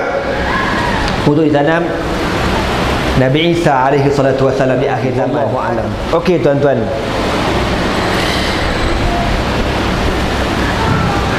habis peperangan Jamal, maka Sayyidina Ali berpindah daripada Madinah menuju ke Iraq. Sayyidina Ali tukar pusat pemerintahan Islam dekat Iraq. Sebab apa? Dia tak nak berlaku fitnah di Madinah. Dia nak jaga Madinah ni, takut berlaku fitnah banyak, pindah dekat Iraq. Duduk dekat Iraq. Di waktu yang sama, tuan-tuan, di Syria, di Syam, ibu kotanya bernama Damsyik, ada seorang sahabat bernama Muawiyah bin Abi Sufyan. Yang Muawiyah ni, dia jadi YB dekat sana zaman Osman bin Affan. Bila dia dengar Osman kena bunuh, dia kata apa? Aku takkan setuju dengan Ali sehingga dia cari siapa pembunuh Osman. Sebab Muawiyah dengan Osman ni sepupu. Aku takkan setuju sehingga dia cari siapa pembunuh Osman. Pula dah, kan? Akhirnya tuan-tuan, berlaku pula fitnah yang kedua, pertembungan antara Muawiyah radhiyallahu taala anhu dengan Sayyidina Ali bin Abi Talib radhiyallahu taala anhum ajmain. Berlakulah peperangan yang kedua, yang berlaku di mana? Di sebuah tempat bernama, apa nama tempat tu? Siffin. Siffin ni, tuan-tuan, kalau tak silap saya, terletak di sempadan Syria dan Iraq. Dia lebih masuk ke dalam Syria. Hari ni Siffin ini, kawasan ni dikuasai oleh ISIS, tuan-tuan. ISIS tahu kan? Yang merosakkan nama Islam pada hari ni. Kat situ memang tempat fitnah tempat ni. Berlakulah pula pertembungan antara Muawiyah dengan Sayyidina Ali. Perang. Sayyidina Ali, tuan-tuan, dia bukan tak nak cari pembunuh tu, tapi keadaan politik tak stabil masa tu. Bukan senang kita zaman sekarang yang canggih, yang ada CCTV, yang ada apa, cerita apa, CSI kan, canggih-canggih tu pun bagai nak mampus. Kau nak cari pembunuh tak jumpa-jumpa. Ini kan pula zaman tu kan, orang tu pula masa-masa pakai ninja, orang tak cam siapa yang bunuh. Nak kata macam mana? Fitnah berlaku. Akhirnya berlaku peperangan, tuan-tuan. Perang. Pasukan Muawiyah kalah. Bila kalah, pasukan Muawiyah ni diangkat Quran. Ni Quran contoh, dia ambil tombak, dia cocok. Macam tu dia angkat. Daripada jauh dia angkat. Tunjuk kepada pasukan Sayyidina Ali. Saya ni tengok aja. Diorang nak berdamai. Tapi dalam hati Sayyidina Ali tak sedap. Ini bukan nak berdamai ni, ada benda lain ni. Kan? Tapi Sayyidina Ali lebih kepada berdamai. Tak apalah kita berdamai. Akhirnya, tuan-tuan, 2 pasukan ni berdamai. Tapi dah mati beribu. Untuk mengelakkan fitnah yang seterusnya, 2 pasukan ini hantar wakil bincang nak settle macam mana. Di kalangan pasukan Sayyidina Ali dipilih Sayyidina Abu Musa Al-Ash'ari radhiyallahu ta'ala anhu jadi wakil. Di kalangan pasukan Sayyidina Muawiyah dipilih Sayyidina Amr bin Al-As radhiyallahu ta'ala anhum ajma'in sebagai wakil untuk bincang nak selesaikan masalah politik zaman tu. Lalu duduk pasukan bersurai dan mereka pun bincang beberapa bulan kemudian buat keputusan. Kumpul semula dua pasukan, Ali dan juga Muawiyah. Siapa yang mula-mula berucap? Wakil Sayyidina Ali, Abu Musa Al-Ash'ari. Dia kata apa? Memandangkan keadaan negara kita, suasana hari ini tak stabil, politik tak stabil, fitnah macam-macam, maka aku dengan ini mengisytiharkan aku pecat Sayyidina Ali menjadi khalifah. Bila dia kata macam tu, terperanjat habis pasukan Sayyidina Ali. Amr bin Al-As, dia ni penyokong Muawiyah. Dia kata apa? Kalau Ali dah dipecat, Muawiyah lah jadi khalifah pula dah. Kan? Pasukan Muawiyah seronok lah. Oh, Muawiyah jadi khalifah. Jadi fitnah lah pula tuan-tuan. Ini nak kata, tuan-tuan dengar sudah lah, dengar je lah. Jangan kata apa-apa. Ini semua ketentuan Allah Subhanahu Wa Taala. Tuan-tuan semua, bila berlaku macam tu, takdir Allah, pasukan Sayyidina Ali pecah dua. Kumpulan pertama penyokong Sayyidina Ali, kumpulan kedua golongan Al-Khawarij. Itulah asal usul Khawarij. Dia keluar pada pasukan Sayyidina Ali, dia kata apa? Dua-dua tak boleh pakai. Ali pun tak boleh pakai, Muawiyah pun tak boleh pakai. Aku bunuh belaka dua-dua. Lebih kurang 12,000 ataupun ada ulama kata 8,000 tuan-tuan. Mufaraqah. Diorang buat konspirasi, kita akan bunuh 3 orang ni. Amr bin Al-As, Muawiyah bin Abi Sufyan dan Ali bin Abi Talib. Kita bunuh belaka. Pada bulan Ramadan di Makkah. Buat kerja gila saya ni bulan Ramadan. Diorang meeting dekat Mekah. Dia pun pecah. Pembunuh upahan ni bergerak. Seorang pergi ke Kufah, ke Iraq, bunuh Sayyidina Ali. Lagi dua menuju ke Syam untuk bunuh Muawiyah dan juga Amr bin Al-As. Takdir Allah tuan-tuan.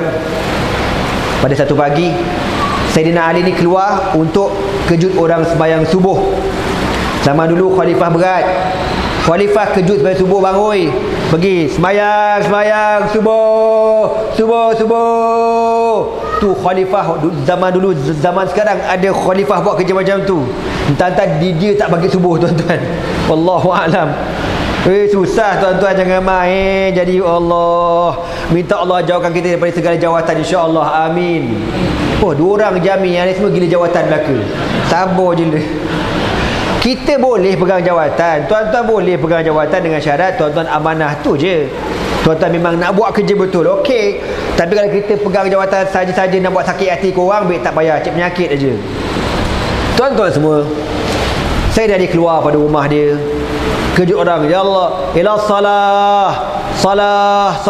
Tengah-tengah dia ajak orang sembahyang, keluarlah mangkuk ayun Khawarij ni tuan-tuan, dengan pedang yang disapu dengan racun. Dia tetak kepada Sayyidina Ali, betul-betul dekat tengah.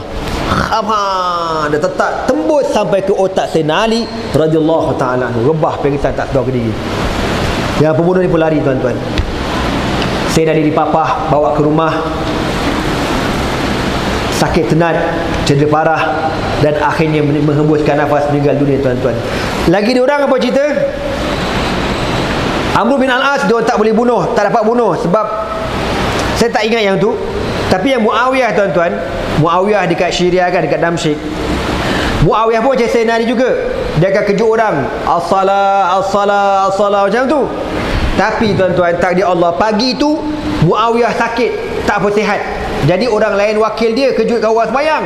Jadi mangkuk ni dia standby, kau tahu tak? Nampak je orang keluar pada rumah Muawiyah, dia tetak. Dia tetak. Pupu-pupu kena ke orang lain. Muawiyah tak kena tuan-tuan. Lalu tadi Allah, Muawiyah dipanjangkan umur, Sayyidina Ali mati dibunuh radhiyallahu ta'ala anhum ajma'in.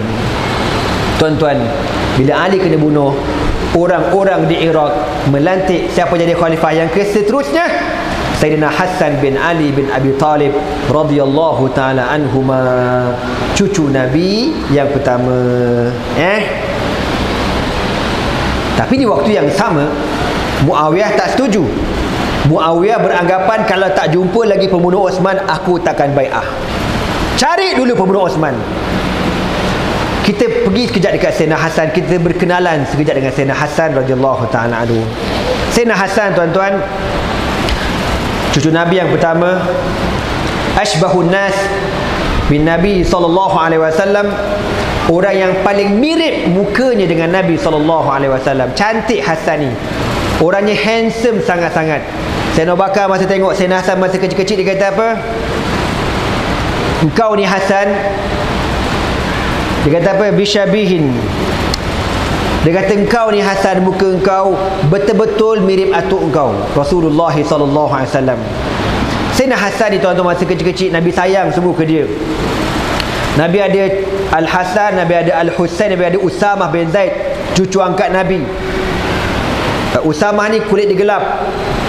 Bapa dia Zaid bin Harisah, mak dia Ummu Aiman. Ummu Aiman ni negro, kahwin campur dengan orang Mekah. Jadi Usamah ni ikut kulit mak dia, kulit hitam. Nabi sayang dua-dua, Nabi peluk. Nabi peluk Hasan, Nabi peluk siapa nama? Usamah. Nabi kata, Allahumma inni uhibbuhuma fa'ahibbahuma. Ya Allah, aku sayang budak berdua ni, kau sayanglah mereka berdua. Satu hari tengah-tengah Nabi berkhutbah atas mimbar, Hasan ni kecil lagi, merangkak dekat soft ni, naik atas mimbar Nabi. Mimbar Nabi tak macam mimbar kita tinggi berlangit macam tu kan. Sebab tu zaman dulu, tuan-tuan, kalau orang duduk soft depan pun best. Zaman sekarang kalau duduk soft depan tak best kat Jumaat, pasal tak nampak imam duduk atas tu kan. Aku kadang-kadang pening juga pergi sembahyang Jumaat.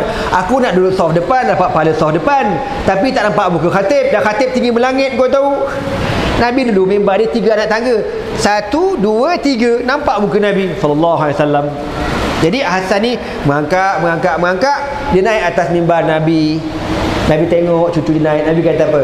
Inna bani hadza sayyidun wa sayuslihu baina fi'ataini minal muslimin, atau kama qala Rasulullah sallallahu alaihi wasallam.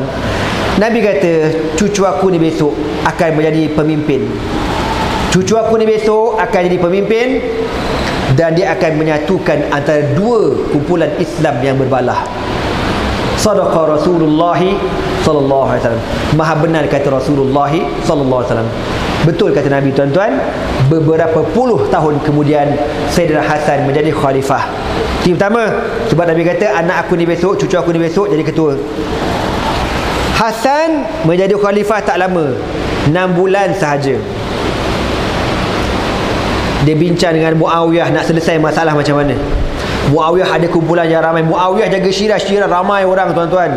Iraq pun ramai juga. Bincang. Akhir buat keputusan. Sayyidina Hasan kata, aku akan letak jawatan dan kau jadi khalifah. Betul. Bila Hasan tak jawatan, tuan-tuan, Muawiyah jadi khalifah, umat Islam bersatu hati. Tidak ada berlaku khilaf balahan, tak ada. Bacalah sejarah. Sayyidina Hasan duduk di bawah pemerintahan Sayyidina Muawiyah, dan Muawiyah sentiasa menziarahi Hasan. Hubungan yang cukup baik, saling hormat menghormati, saling sayang menyayangi. Hatta Sayyidina Husain, adik kepada Sayyidina Hasan sendiri, bersama dengan para mujahidin yang diketuai oleh Yazid bin Muawiyah untuk berjihad di mana? Di Konstantinia, di Turki, Istanbul, tuan-tuan, ketika zaman Muawiyah. Tadi Allah Ta'ala, Sayyidina Hasan mati diracun. Ada khilaf, ada kata isteri diracun, diupah oleh orang. Ada kata yang bunuh Sayyidina Hasan ialah golongan Khawarij yang tak puas hati, dan ada yang mengatakan yang racun Hasan ialah golongan Syiah sendiri. Tahu kenapa? Tuan-tuan kalau tengok YouTube, tengok apa slogan Syiah. Masa dekat Mina tu kan, yang orang share dalam terowong tu kan, yang Syiah pergi Mekah tu, orang kan kita punya talbiyah, labbaik Allahumma labbaik, labbaik la syarika laka labbaik, innal hamda wan ni'mata laka wal mulk la syarika lak. Kita ahlu sunnah macam tu. Syiah kata apa? Labbaik ya Husain, labbaik ya Husain, labbaik ya Husain, ya Husain, ya Husain memanjang. Kalau dekat Karbala tu dia merangkak, ya Husain, ya Husain. Tak dengar ya Hasan. Kenapa? Kenapa dia tak kata ya Hasan? Kenapa? Sebab Syiah menganggap Hasan pengkhianat, sebab dia letak jawatan, dia tak jadi khalifah, dia letak jawatan, dia bagi ke Muawiyah. Syiah benci sangat dekat Muawiyah, tuan-tuan. Itu ceritanya. Lalu diracun Sayyidina Hasan, meninggal dunia radhiyallahu taala anhu. Muawiyah pun jadi khalifah, ditarikan Allah, aman, lebih kurang 20 tahun, tuan-tuan, jadi khalifah. Dan Sayyidina Husain memberikan ketaatan setia kepada Sayyidina Muawiyah hampir 20 tahun juga. Ditarikan Allah. Ketika Muawiyah nak meninggal dunia, dia berijtihad dengan melantik anaknya Yazid bin Muawiyah menjadi khalifah menggantikan dia. Di situlah berlakunya fitnah pula. Sayyidina Husain tak setuju. Sahabat-sahabat pun tak setuju juga, tuan-tuan. Ramai sahabat tak setuju. Sebab ramai lagi orang yang lebih layak daripada Yazid. Habis kenapa Muawiyah lantik juga? Muawiyah pertama ulama kata sebab sebagai bapa, of course dia akan bagi dekat anak dia. Of course. Yang kedua, Muawiyah ni dia didik Yazid daripada kecil. Didik sehingga Yazid jadi panglima perang. Berani. Jadi tuan-tuan, panglima perang ni dia ramai pengikut, dia ramai pengaruh. Maka bapak dia kata, ni anak aku ada talent ni, dia pun lantik anak jadi khalifah. Bila Yazid jadi khalifah, berlaku pula fitnah yang seterusnya, kan? Sayyidina Husain duduk dekat Mekah. Puak-puak Syiah dekat Iraq tak setuju dengan si Yazid. Diorang pun mula berutus surat dengan Husain. Dia kata, Husain, kau sepatut jadi khalifah. Kau datang Iraq, kau datang dekat Kufah, kami akan lantik kau jadi khalifah. Hantar surat, WhatsApp, SMS, email. Husain sebenarnya tak nak layan. Tapi kalau ada hai-hai orang kata macam tu, mau tak semangatnya kita. Syekh entah. Lepas tu orang Iraq kata apa? Kami bersedia menyambut kedatangan kau. Kami ada puluhan ribu yang akan memberikan bai'ah setia kepada kau, wahai Husain. Lalu tuan-tuan, Sayyidina Husain nak tahu betul ke tidak, dia hantar sepupu dia bernama Muslim bin Aqil untuk tengok betul ke tidak orang Iraq cakap ni. Muslim bin Aqil pun pergi. Sampai-sampai betul. Dia kata, orang Iraq memang nak bagi kau jawatan, nak lantik kau, dia akan pilih kau. Ketika Muslim bin Aqil sampai dekat Iraq, Yazid dekat Syria tahu cerita. Oh, ada perancangan baru nak lawan aku nak lawan aku sebagai khalifah. Lalu Yazid pun hantar tentera, tuan-tuan, untuk menangkap Muslim bin Aqil. Tuan-tuan tengok, di sinilah pengkhianatan Syiah. Syiah yang panggil Muslim bin Aqil. Bila Yazid hantar tentera, diorang biarkan Muslim seorang-seorang berhadapan dengan tentera Yazid. Diorang tak pertahankan. Akhirnya Muslim bin Aqil mati dibunuh, tuan-tuan. Sayyidina Husain tak tahu cerita. Lalu Sayyidina Husain pun bersiap-siap nak menuju ke Iraq. Para sahabat bila tahu Husain nak pergi, semua tak setuju. Jangan Husain, jangan. Abdullah bin Abbas paling tak setuju. Sepupu Rasulullah SAW paling tak, jangan pergi. Orang Iraq tak boleh dipercayai. Kau jangan lupa siapa bunuh bapa kau, siapa bunuh Ali. Yang bunuh Ali orang Iraq juga. Siapa yang mengkhianati Sayyidina Ali, orang Iraq. Kau jangan pergi. Abu Hurairah pun kata macam tu. Sahabat-sahabat yang kata macam, jangan pergi. Tapi Husain kata apa? Aku tetap akan pergi. Dia pun bergerak, tuan-tuan, seramai 70 orang. Tak ramai, 70 orang lebih. Kebanyakan merupakan anak beranak kepada Muslim bin Aqil, menuju ke Iraq. Setelah beberapa hari perjalanan, sampai tengah-tengah jalan, baru dapat berita Muslim bin Aqil dah mati dibunuh. Husain tak hati, bahaya ni. Dia mula terfikir, kenapa pula mudah-mudah orang bunuh Muslim? Padahal orang Iraq cakap dia akan pertahankan habis-habisan. Kenapa mudah-mudah bunuh? Dia dah tak hati. Dia pun dah nak balik semula ke Mekah, tuan-tuan. Tapi anak beranak Muslim kata jangan. Teruskan perjalanan, tuan-tuan. Lalu Yazid dapat berita pula yang Sayyidina Husain on the way menuju ke Iraq. Dia pun hantar pula bala tentera. Akhirnya mereka bertembung di sebuah tempat bernama apa? Karbala. Dekat Iraq. Maka Sayyidina Husain tanya dekat orang kawan satu, Mas Muhazal makan, tempat ni apa namanya? Orang sana kata Karbala. Apa kata Husain? Karbala? Karbun wa bala. Karbun dengan mana ujian, bala dengan mana bala. Ujian dan bala, tempat bahaya ni. Nama pun suai dah, kau tahu. Kan macam nama apa? Hadramaut. Tuan-tuan tahu? Kedai makan Arab Hadramaut, tahu? Pernah makan? Pernah? Tahu makna apa? Haram tak tahu. Makan nasi Arab dah berkilo-kilo dah. Hadramaut haram tak tahu makna apa. Sabar je lu. Orang sepatutnya dah makan nasi Arab berpinggan-pinggan, cakap Arab lah. Tuan-tuan, Hadramaut daripada 3 perkataan. Man hadara mat. Siapa datang mati. Tu makna dia. Mati suruh je, mati membayar. Kau tahu tak? Bukan murah-murah bang nasi Arab boy. Di Yaman ada sebuah lokasi nama Hadramaut. Lebih kurang 10 jam daripada Sana'a kalau naik bas. Tempat ni jauh, padang pasir luas, berisiko tinggi. Dulu siapa pergi kat situ mati. Sama ada mati kering, mati kena makan binatang buas, atau mati kena sambung dengan penyambung tarbus, tuan-tuan. Sebab tu dipanggil Hadramaut. Siapa datang mati. Man hadara mat. Lalu saya kata apa? Karbala, Karbun wabala, la haula wala quwwata illa billah.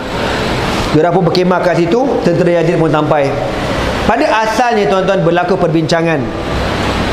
Saya kata, kita jangan berperang. Aku bagi 3 pilihan. Yang pertama, izinkan aku pulang semula ke Mekah. Makna Husin tak nak jawatan, aku balik semula ke Mekah. Yang kedua, kalau kau tak izinkan aku balik ke Mekah, izinkan aku pergi berperang di mana-mana tempat-tempat yang belum lagi umat Islam pergi perang. Aku nak perang kat sana. Ataupun yang ketiga, aku akan menyerah bertemu dengan Yazid bin Abi Sufyan, jumpa khalifah. Dia bagi 3 cadangan, tuan-tuan. Diorang terima cadangan yang ketiga, jumpa Yazid, tapi dengan syarat. Bila kau jumpa Yazid, kau kena jumpa dalam keadaan kau ditawan. Bukan boleh pergi macam VIP, kau kena tawan. Maknanya apa? Ikat tangan dengan rantai, kami akan bawa kau jumpa Yazid. Ingat Husin nak terima benda macam tu. Dia cucu Rasulullah SAW. Yang Nabi kata, Sayyidah syababi ahli jannah Hasan al-Hasan wal-Husain. Sayyidah syababi ahli jannah, 2 ketua di dalam syurga besok. 2 pemuda yang mengetuai orang-orang dalam syurga. Bukan sebarangan orang, orang mulia. Tiba-tiba nak ditawan macam tawanan perang, diikat dengan rantai, dibawa dengan ke Yazid. La aqbal. Kalau kau tak terima, kita lawan. Akhir tuan-tuan, berlakulah fitnah, berlakulah peperangan antara 2 pasukan yang cukup berat sebelah. Pasukan tentera Yazid ribuan, tentera Husain hanya 72 orang sahaja. Berperang daripada Zuhur sampai Asar, tuan-tuan. Akhirnya Hasan dan Husain mati dibunuh oleh orang Syiah sendiri, tuan-tuan. Dan Syiah yang beria-ia cakap, kami akan sambut kau, kami akan pertahankan kau. Seorang habuk tak datang, tuan-tuan. Seorang habuk tak datang. Sebab tu kalau kita baca dalam kitab, Husain kata apa? Ya Allah, kau balaslah kepada orang yang memanggil kami, tetapi dia meninggalkan kami. Kau balaslah kejahatan mereka, ya Allah. Ini saya nak cakap, Syiah ni memang pengkhianat dulu, kini, selamanya. Forever and ever, selama-lamanya. Tuan-tuan jangan percaya dengan Syiah. Tuan-tuan, bila Husain mati di Karbala pada 10 Muharram, mungkin dengan sebab sumpah Husain itu, tuan-tuan, sampai sekarang puak-puak Syiah jadi gila meroyan, tuan-tuan. 10 Muharram baru ni kan kita puasa. Kita Ahlus Sunnah puasa Tasu'a dan Ashura. Diorang mana dia puasa Muharram, diorang akan sambut macam wel-wel tu, tuan-tuan. Ya, kalau kat Iraq tu,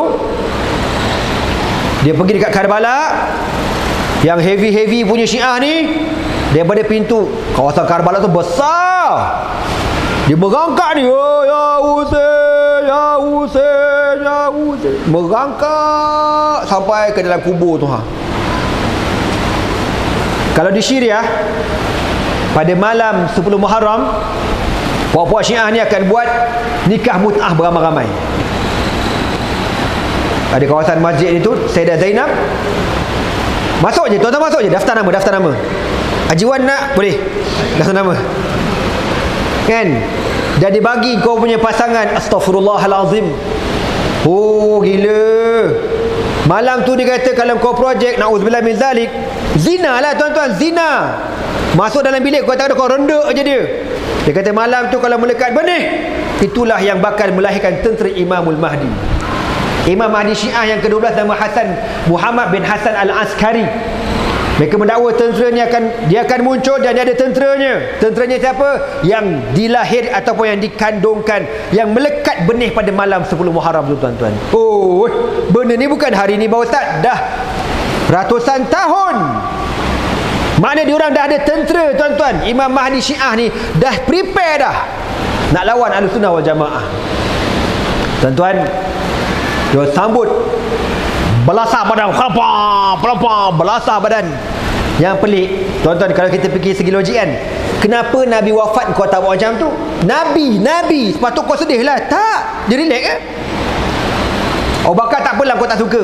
Ali bin Abi Talib yang mati dibunuh, tak ada pun dia buat sambutan. Ya Ali, tak ada. Hasan tak ada. Tapi Husain bergeria. Kenapa tuan-tuan? Sebab yang pertama dia kata Sayyidina Husain yang menuntut jawatan khalifah tu. Dia nak jawatan khalifah, maka dia orang yang orang kata tak khianat. Dan ada riwayat mengatakan sebab Sayyidina Husain ni salah seorang isteri dia ialah bangsa Parsi, anak kepada Raja Kisra Yazdujar. Ini yang Syiah nak sangat ni, keturunan Parsi dia tuan-tuan. Tu ceritanya. Dan tuan-tuan, dia pun sambutlah dia punya hari Ashura dia 10 Muharram dia dekat negara-negara yang Pakistan, India, Iraq, Syria, semua dah pakai belasah berdarah-darah. Daripada kecil lagi dia ajar. Syiah Melayu kita, dia tak sampai level macam tu, dia main level tepuk tu, tepuk. Macam tu. Oh jangan, dia tepuk. Dia nangis, dia buat lagu tu. Lagu kalau kau dengar pun sedih. Dia punya lagu memang touching gila. Dia ceritalah yang Husain pergi berjalan, pergi padang pasir dengan rombongannya, dengan tu, lepas tu datang terjadi, dia buat cerita tu, dia buat lagu tuan-tuan. Dia dengar memang sedih lah. Dia tepuk, lepas tu dia tapuk. Ni level Syiah Melayu. Dia belum sampai level belasah macam wel-wel tu tuan-tuan. Kalau dibiar benda ni rosak kita. Na'udzubillah min zalik. Singapura dah ada Syiah. Dia boleh buat, tak ada hal. Kerajaan Singapura bagi, boleh buat. Endon kau jangan cakap lah Endon liberal. Malaysia ni alhamdulillah tuan-tuan, dia buat tapi kita sekat. Dan tuan-tuan berhati-hati, jangan sampai Syiah menguasai kita. Jangan. Syiah ni dia buat kerja tuan-tuan. Syiah buat kerja dengan penuh kesabaran tuan-tuan. Abang Wan, Sungai Buaya ada Syiah Abang Wan. Na'udzubillah min zalik. Kalau ada Abang Wan bagi makan buaya terus, jangan biarkan. Na'udzubillah min zalik. Ulama-ulama Syiah kata apa? Kau berhati-hati dengan Syiah. Kalau dia tak ada kuasa tak apa. Kalau dia dah ada kuasa, teruk kau. Dia akan bunuh kau macam mana dia bunuh kami di Syria. Jangan sampai Syiah ada wakil dalam parlimen. Syekh kata jangan sampai ada Syiah. Kalau dia ada wakil dekat parlimen tuan-tuan, dia akan pertahankan habis-habisan hak Syiah. Syiah nak buat hauzah. Tahu hauzah? Hauzah ni markas dia. Dia akan pertahankan. Akhir kerajaan kita kan demokrasi kan. Tak apalah kita bagilah. Kita kan berdemo. Tak apalah. Dia buatlah hauzah dia. Lepas tu dia pun apa, tarik orang sikit-sikit. Dalam keadaan tak sedar, tahu-tahu ramai yang jadi Syiah tuan-tuan. Inilah tuan-tuan sejarah panjang Syiah. Dendam yang cukup lama sejak zaman Sayyidina Abu Bakar As-Siddiq radhiyallahu taala sehingga hari ini, dan mereka masih lagi berdendam sehingga mereka mengatakan mereka sedang menunggu keluarnya imam yang ke-12 yang bernama Muhammad bin Hasan Al-Askari, yang mereka mendakwa daripada keturunan Sayyidina Husain. Dan dia kata imam ni dah ada lama dah, dan dia sedang menyorok di sebuah lubang tuan-tuan, dan dia akan keluar di akhir zaman nanti. Nak keluar bila aku pun tak tahu ya. Dia ada satu lubang dekat Iraq tu, nama dia Samura ringkasan daripada perkataan surra man ra'ah, bergembiralah sesiapa yang melihatnya. Diorang akan pergi dekat lubang dalam masjid ni, dia akan panggil, ya imam, ya imam, mam, anybody home. Dia nak suruh imam tu keluar. Imam tu mana ada? Tak ada. Tapi Syiah percaya ada. Macam kita orang Melayu kan, kita kan ada cerita hang tua, hang jebat. Adakah hang tua tu? Ada? Entah dia ke tidak, entah. Tantang orang Kedah, hang tua, hang jebat. Hang pergi mana? Hang dah makan ke belum? Kepala otak hang. Kita duk percaya sangat ke hang-hang ni kan? nak kata dah jadi akidah melekat. Tuan-tuan, kalau tuan-tuan tengok diorang punya cakap, Syiah ni, leader-leader Hizbullah kata apa? Kami sedang menunggu keluarnya imam kami. Bila dia keluar nanti, benda pertama dia buat, dia akan apa? Dia akan serang Al-Haramain Mekah dan Madinah. Tu yang aku pelik tu. Kenapa kau tak pergi serang Israel tu, mangkuk oi? Kau pergi menatang gila pergi serang Mekah Madinah, buat menatang apa? Dia kata kalau pergi serang Mekah Madinah, benda yang pertama kami buat apa dia? Kami akan bongkar kubur Abu Bakar dan Umar. Kami akan keluarkan jenazah dia dan kami akan salibkan jenazah dua-dua ni. Oh, jahat, dendam dia mana? Lama Syekh. Lepas tu tuan-tuan, jangan, saya nak pesan akhir sekali tuan-tuan, berhati-hati dengan anak-anak kita, ya. Hantar sekolah cek betul-betul, kawan anak cek betul-betul, hatta menantu pun cek betul-betul. Ada kes berlaku, member ni kahwin, dia tak tahu suami dia Syiah. Dah dapat anak 3 orang, baru tahu laki Syiah. Dah anak 3 orang, kau tahu bukan senang. Ada kes berlaku dekat KL, satu sekolah tu. Ustazah ni mengajar, ustazah cerita pasal Sayyidina Umar Al-Khattab. Besok budak yang dengar cerita ni, dia balik rumah, besok datang sekolah, dia kata apa ke cikgu? Dia kata ke Ustazah kenal tak Umar tu siapa? Ustazah kata, kenal lah, Umar Al-Khattab, sahabat Nabi. Tak, Umar anak haram, dia kata. La hawla wala quwwata. Rupanya keluarga di Syiah, tuan-tuan. Anak dia jumpa seorang hamba Allah dekat sebuah pejabat. Dia cerita ke anak, saudara dia ada bibik mengadu ke dia ni, saya tak tahan kerja dengan ni, dengan saudara awak, saya tak tahan. Kenapa? Setiap kali nak makan ni, lapik ni kan, lapik cawan ni, dia koyakkan Quran buat lapik. Sebab apa? Syiah kata Quran yang ada pada hari ni tak sempurna, tuan-tuan. Quran yang sempurna bila? Tunggu Imam Mahdi itu keluar, dia akan bawa Quran yang sebenarnya. Saya nak cerita kat tuan-tuan contoh surah yang Syiah ubah. Saya ambil contoh surah pendek lah, tuan-tuan. Surah Alam Nashrah. Tuan-tuan tengok elok surah ni. Alam nashrah laka sadrak bi Ali wa wada'na anka wizrak alladhi anqadha dhahrak wa rafa'na laka dhikrak fa inna ma'al usri yusran inna ma'al usri yusra fa idza faragta min nubuwatika fansab aliyan wasiyan wa ila rabbika farghab. Macam sama dengan surah tuan-tuan baca? Sama? Kalau sama, Syiah lah korang. Na'udzubillah min zalik. Hatta surah pendek pun dia tukar. Inna a'tainaka ya Ali, inna a'tainaka ya Muhammad, inna a'tainaka ya Muhammad al-Kautsar fasalli li rabbika wanhar inna syani'aka Amru bin al-As wal abtar. Kau tengok, ya, panjang cerita tuan-tuan kalau cerita pasal Quran Syiah ni. Okeylah, sekadar itulah sedikit perkongsian kita pada malam ini.